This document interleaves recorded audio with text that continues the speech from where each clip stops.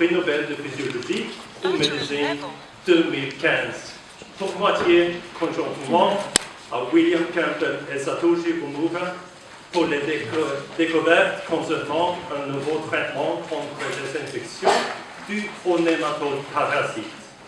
Et pour moitié à Yu Tu pour ses découvertes concernant un nouveau traitement contre la paludisme. Nobelevskia Zemlja pri Karolinskом institute žila se Vodnja Prisodić. Nobelevsku premiju po fiziologiji ili medicini za 2015 god. Одну половину равна William Campbell и Satoshi Omura за открытие новой терапии инфекции, вызываемых паразитическими червями. И вторую половину Yu Tu за открытие новой терапии против малярии. So, with that introduction, I'll first show you the prize motivation in English, and then we proceed to the photos of this year's laureates. So from the left we have William C. Campbell, born in 1930 in Ireland, now Professor Emeritus at the Drew University, Madison, New Jersey, US.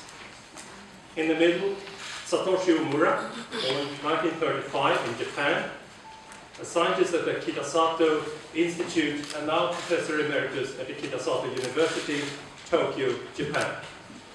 And to the right, Yu Tu, born in 1930 in China, trained in traditional Chinese medicine and now Chief Professor of the China Academy of Traditional Chinese Medicine in Beijing, China. And with that introduction, I will present our expert panel that will be available to answer questions in a little while. We have Professor Jan Andersson, Professor Julien Sira, Professor Hans Forsberg, all members of the Nobel Assembly, and Julien Sira is also the chair of the Nobel Committee. And we will now provide a short description of the laureates, their work, their discoveries, and this presentation will be given to you by Professor Hans Forsberg. Please. So, parasitic diseases have plagued humankind throughout our existence. And still today, they affect hundreds of millions of the most vulnerable citizens of the world. The discoveries by William Campbell and Satoshi Omura have provided us with revolutionary therapies against elephantiasis and river blindness.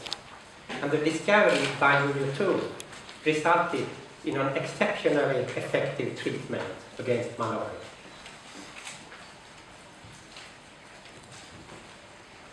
Elephantiasis is a stigmatizing and disabling disease of the lymphatic system that causes lifelong swelling of legs and other body parts. River blindness is due to infection and inflammation of the eye, damaging the cornea.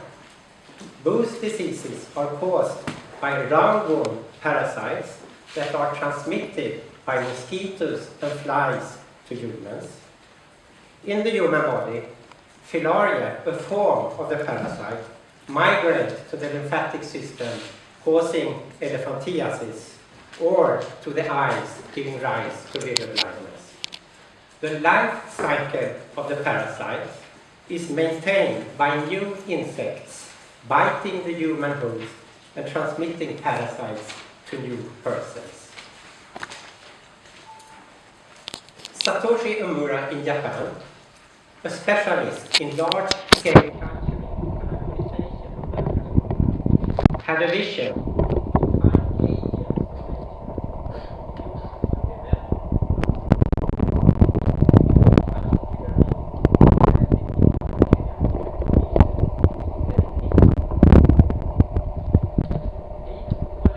thousands of sensors.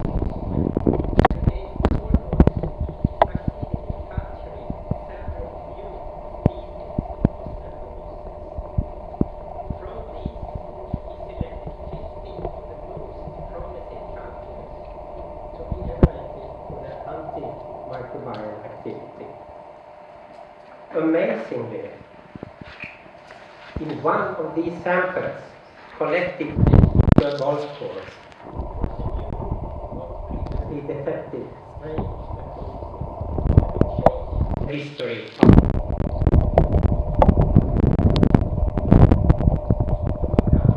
part of the collaboration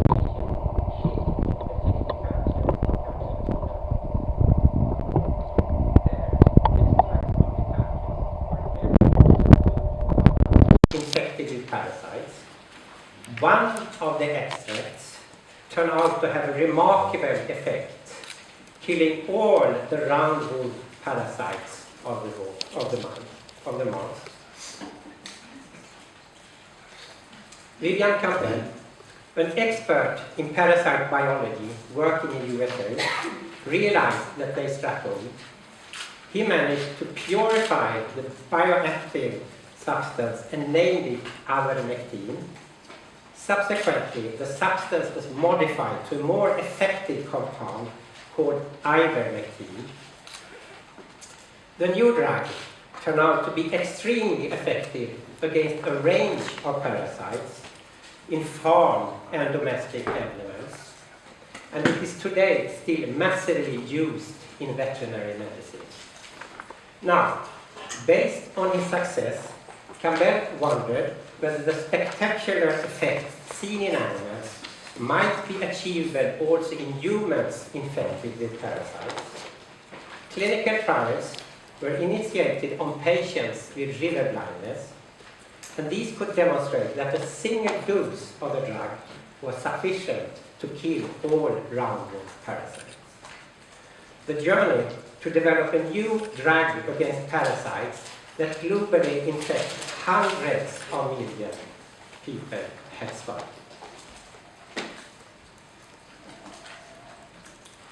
Like the previous diseases, malaria is caused by parasites transmitted by mosquitoes to humans.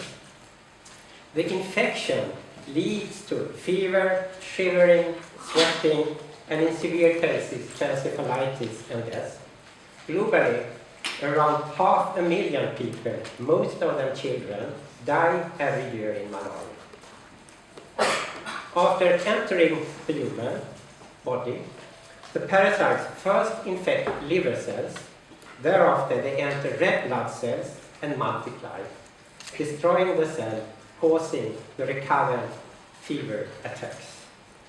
The life of the parasite is maintained by new blood-sucking mosquitoes.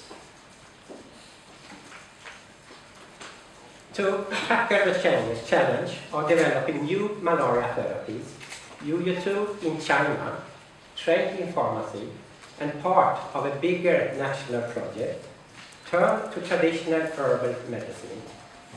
In thousand-year-old literature, she discovered that the plant Artemisia annua, sweet walnut, appeared in hundreds of recipes. She therefore tested an extract from the plant on mice with malaria and found a clear effect on the parasites, but the results were inconsistent. Tu then decided to visit the ancient literature again. In a 1700-year-old book, she discovered a recipe that inspired her to develop a new method to extract the active substance. It turned out to be a great success. 100% of the malaria parasites in infected mice and monkeys were killed. This was a genuine breakthrough in the discovery of artemisinin and a turning point in finding a new drug to combat malaria.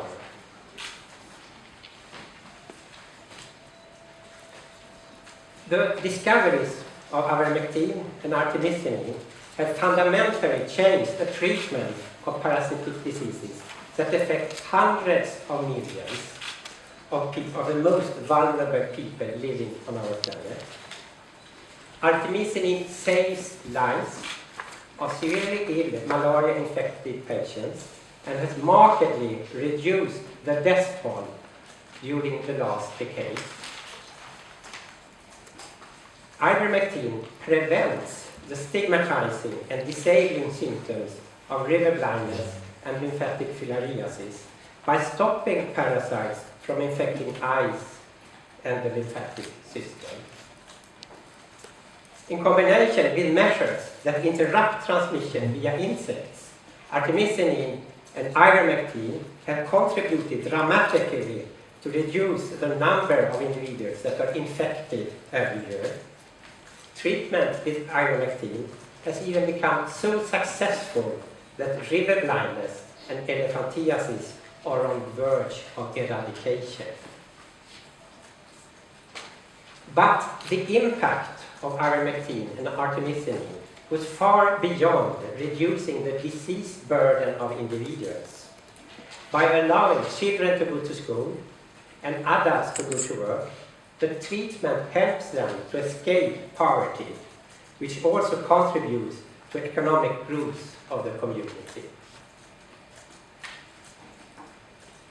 The discoveries of the 2015 year's Nobel laureates, William Campbell, Satoshi Omura, and Yu Tu, represent a paradigm shift in medicine, which has not only provided revolutionary therapies for patients suffering from devastating parasitic diseases, but has also promoted well-being and prosperity for both individuals and society.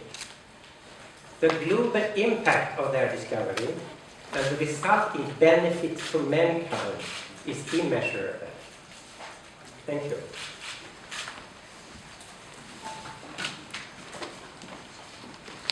Thank you, Hans. And now we open for questions.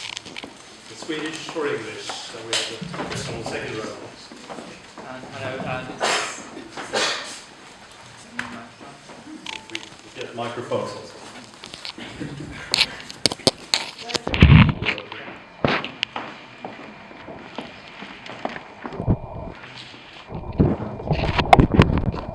I'm Ining Fu from China's National Xinhua News Agency. Obviously, we're very happy for our Chinese scientists to win this award this year. And can you give us some comments on the significance of Ms. Tu's role of incorporating China's herbal medicine into this treatment? Thank you. I think this is a question that to John. Yes. So it was well established even 1700 years ago that this herb may have effects on fever. But what Yu Tu did was discovering how to elucidate that herb, what part of that herb actually was the biologically active, and how to elute the biologically active substance out of that. And that was really a paradigm shift in medicine, allowing them for large-scale production and clinical trials after a human investigation had been performed.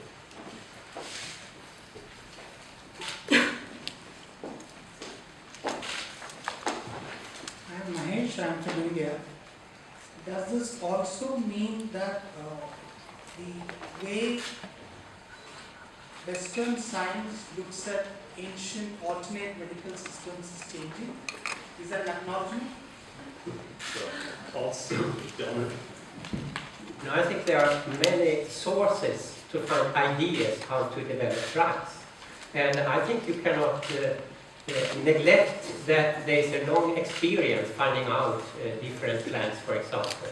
So I think that can inspire us to develop new drugs. But I don't think we are going to use those herbs as they are. I'd like to add to that. They use very sophisticated methods to get the active compound from these natural products. So I wouldn't underestimate that at all. And the elucidated structures of these active agents as well.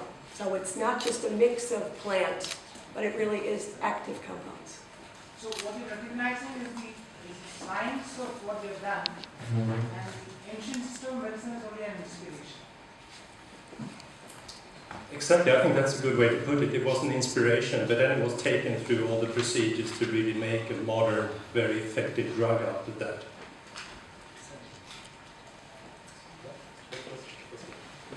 I'm wondering about the production of artemisinin. I've heard about genetically modified organisms that are producing the substance. Is that the way it's produced today? No.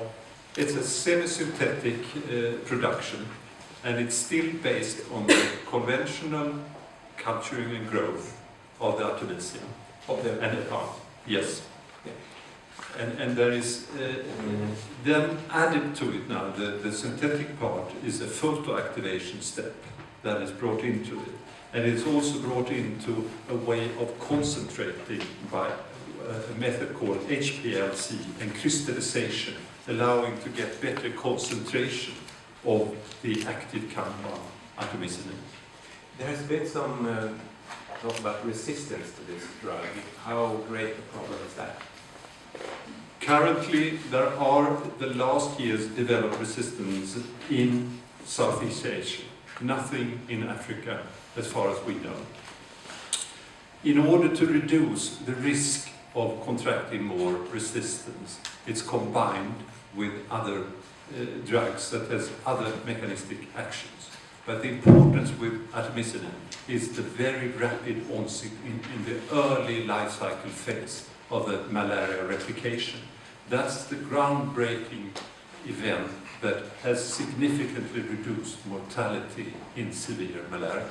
That's really contributing to the artemisinin effect. But in the long run, how likely is it to be that the parasite will be resistant to this compared to other drugs?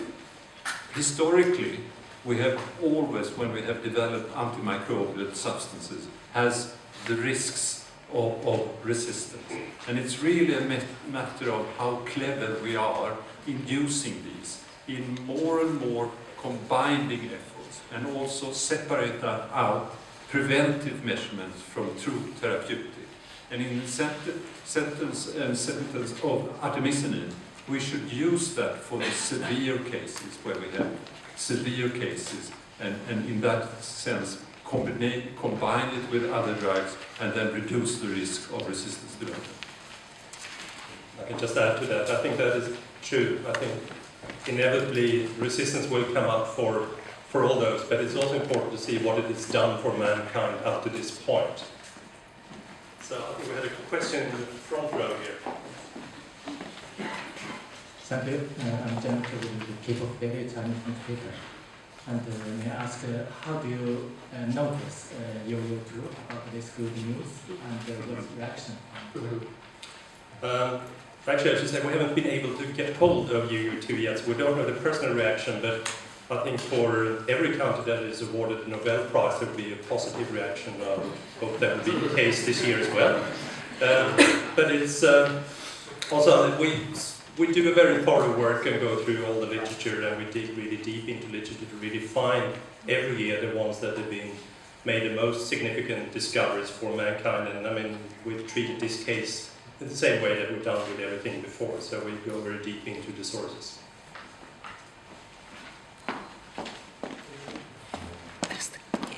And then?